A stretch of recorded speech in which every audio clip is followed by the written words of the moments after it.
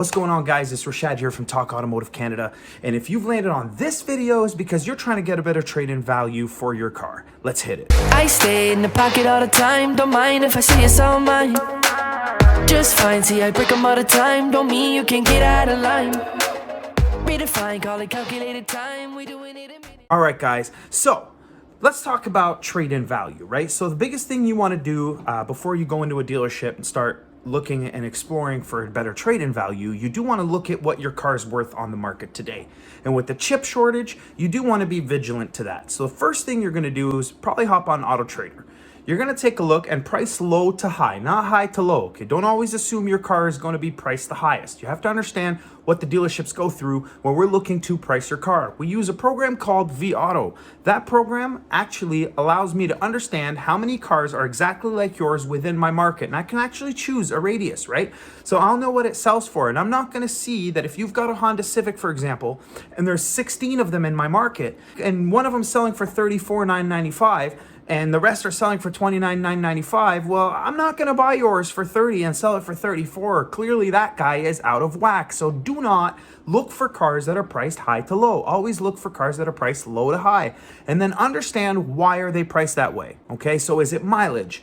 Is it trim level? That is the first thing I would do. The second thing I would do is you're going to hop into Car Guru, and then you're going to go to Car Values, plug in your VIN number, and understand what the difference between retail and trade-in. Yes, the dealership's going to want to buy it at a wholesale price. So if they're selling for $27,995, it's really good for you to take a $4,000 knockdown from that. That's where your typical trade-in value will be.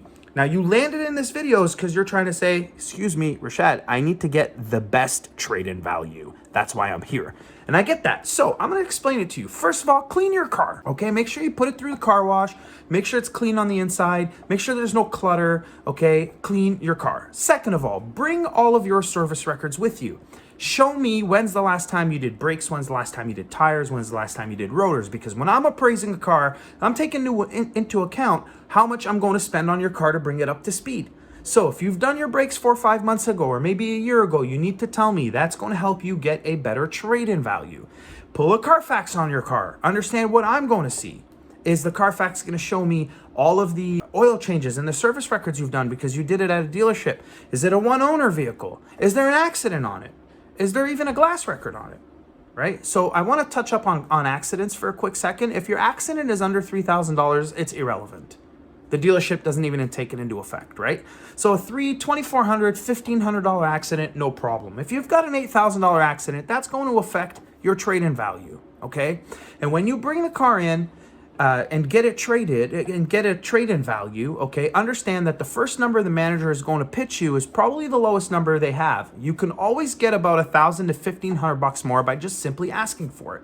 But I want you to keep in mind is that if you're looking at a difference, if you're paying cash for the car, and you're looking at a difference, negotiate the difference. Don't negotiate your trade-in value. Our systems are built to help us sell cars. My system can show you whatever you want as a trade-in value. Okay, so you have to, you're smart enough to understand that. You need to understand that if your car's worth $25,000, that is what I'm going to pay for it. What I show you are two different numbers, right? So if I start you at $24,000 as a trade-in value, you can probably get me to pay $25,000, maybe even $25,500. Especially with today's market, okay? The last move you want to do is, looking at the Black Book value, that means something, but Black Book doesn't cut checks, guys. They don't pay you guys for your cars, okay? The 3 most important things that you need to do is look at what your car retails for, go to Car Guru, check the car value, because the Car Guru and the car value takes actual data and tells you exactly what the average selling price of the car is, and then it deducts about $4,000 from that. That's the right way to do it. Third thing you want to do is wash your car, bring the records, know what the history of your car is, so that when I ask you questions about it, you got to let me know. Lastly, if you have any extended warranties, if you did any rust proofing, 3M film, you need to bring that to the dealership's attention, because that means you took care of your car. You will see a better trade-in value from there. All right, I hope this video helped. Please make sure you take the tips, subscribe, like if you like these kind of things. I'll catch you guys later. Peace.